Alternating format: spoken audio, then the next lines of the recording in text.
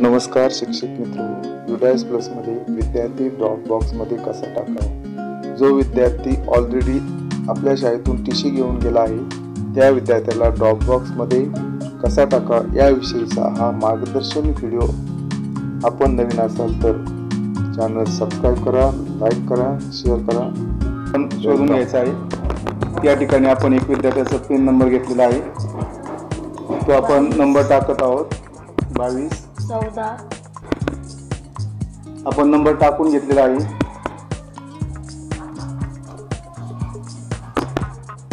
11 अंकी नंबर असतो तो आपण नंबर सगळा टाकलेला। या ठिकाणी गो बटनवर क्लिक करायचे।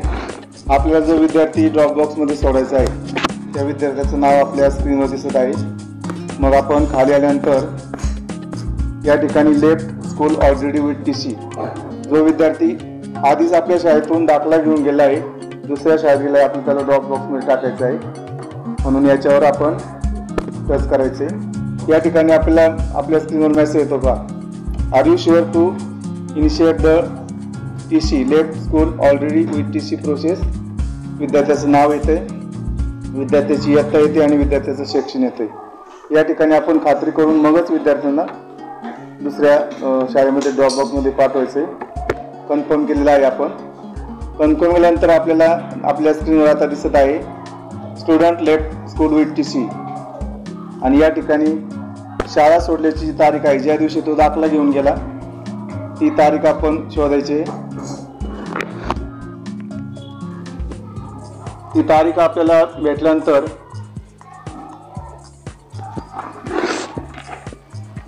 त्या ठिकाणी आपण तारीख टाकायची।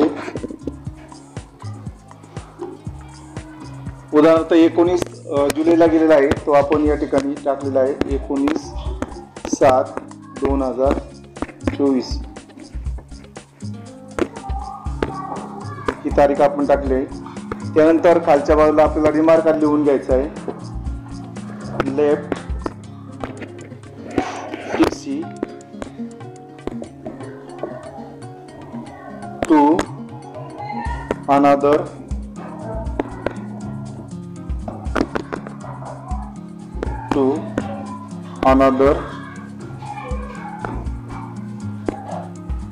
स्कूल।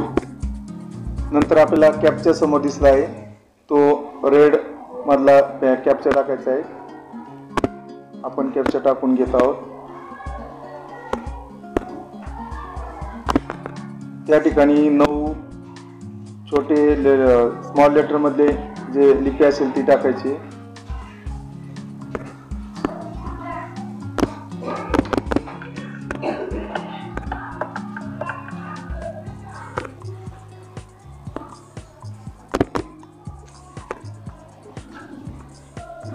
D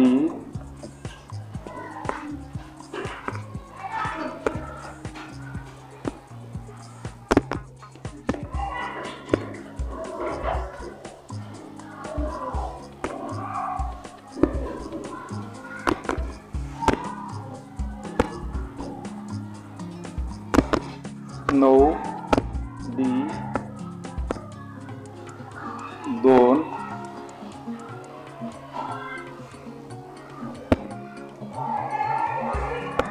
D 93।